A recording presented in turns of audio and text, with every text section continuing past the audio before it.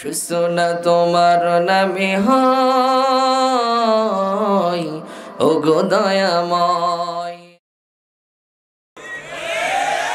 আমাদের সপ্তাহের 7 দিনই ভালোবাসা, মাসের 30 দিনই ভালোবাসা, বছরের 365 দিন আমাদের মধ্যে ভালোবাসা। চিল্লায় বলেন ঠিক কিনা?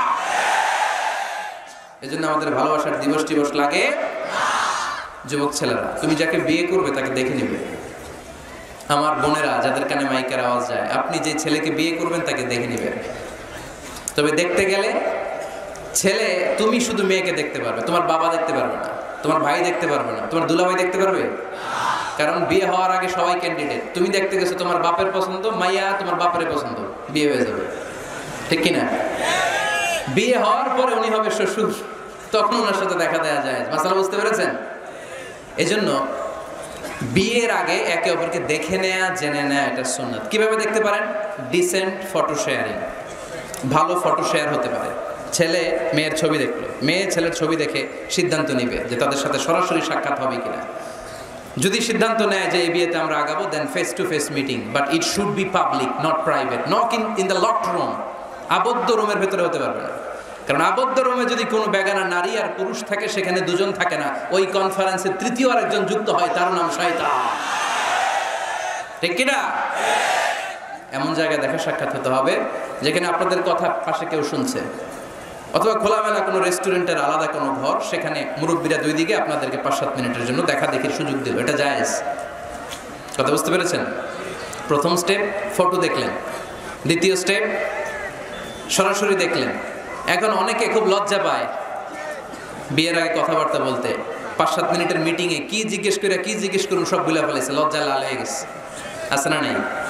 বাড়িতে আসার পরে মনে হলো, হায় রে, আসল কথাই তো জিজ্ঞেস নেই, যার সাথে এক ছাদের নিচে থাকবো আজীবন, এরা আসল কথাই তো জিজ্ঞেস করলো না। তো তখন কোনো কথা যদি বাকি থেকে থাকে, ফোন কনভারসেশন জায়েজ for the sake of marriage. খেয়াল রাখতে হবে এগুলো শুধু বিয়ের উদ্দেশ্যে। কিসের উদ্দেশ্যে? ফাইদা আযামতা ফাতাওয়াক্কাল আলাল্লাহ। ফোন কনভারসেশনে যখন মেয়ের সব কথা জানা শেষ, বিয়ের সিদ্ধান্ত কবুল। আর যদি সিদ্ধান্ত না হয়, সেখান থেকে কেটে পড়তে হবে, ছবি ফেরত দিতে হবে, যোগাযোগ বন্ধ করে দিতে হবে, আর কোথাও পার্কে যে একসাথে বসে দেখা সাক্ষাৎ করা যাবে না। কিন্তু বিয়ের জন্য সবটাই জায়েজ, দেখা জায়েজ। আর যাকে ফিল করবা তাকে বিয়ে করবা, ঠিক কিনা? ভালো না বাসলে বিয়ে করা যাবে? কথা বলেন না কেন? এক সাহাবী এসে বলেন, ইয়া রাসূলুল্লাহ, এক আনসারী মহিলার সাথে আমার বিয়ের কথা চলতেছে, আমি বিয়ে করব, আপনি দোয়া করে দেন। বিশ্বনবী বললেন, আনাযারতা ইলাইহা, যারে তুমি বিয়ে করবা তারে দেখেছো নাকি? সাইয়েদনা জাবের রাদিয়াল্লাহু তাআলা আনহু বললেন, না দেখি নাই। আব্বা আম্মা আত্মীয় স্বজন দেখছে, আমি দেখি নাই। বিশ্বনবী বললেন, ইযহাব ফানদুর ইলাইহা, ভুল করেছো, তাড়াতাড়ি যাও, নিজ চোখে আগে মেয়েটারে দেখে নাও। সুবহানাল্লাহ পড়েন।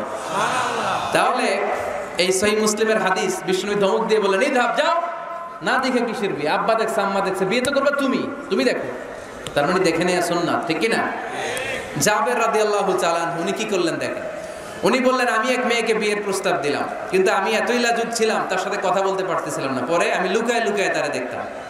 সুবহানাল্লাহ কইবেন না? সাহাবী ফাকুনতু আতাখাব্বাউ লাহা,